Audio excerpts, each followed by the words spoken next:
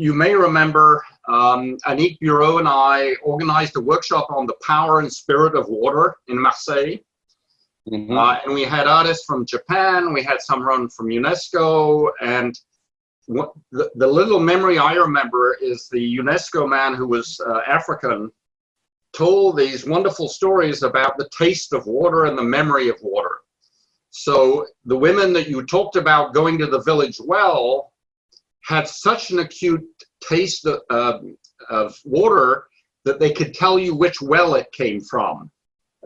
I'll tell you even more. I had several experiences where there would be a pond, dirty pond in the village, and we'll provide a hand pump in the village not far from the pond with clean water.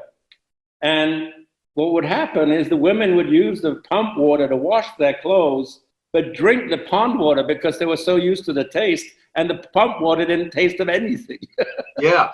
So they like the pond water a lot more. Perrier doesn't come from anywhere in particular. It just has the same taste everywhere.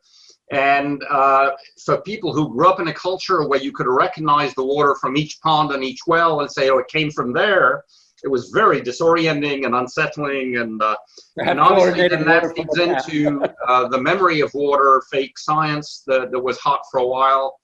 And what is it called in France, where you buy bottles of things with minute traces of something? And homeopathy. Homeopathy. I mean, obviously, water is fundamental in astrobiology because we're so biased that the only forms of life that can exist in the universe are based on water, when in fact we are probably the exception, not the rule. Anyway, so that, there's a fake scientific quest for life on the moon or Mars. If only we could find water, then there must be life.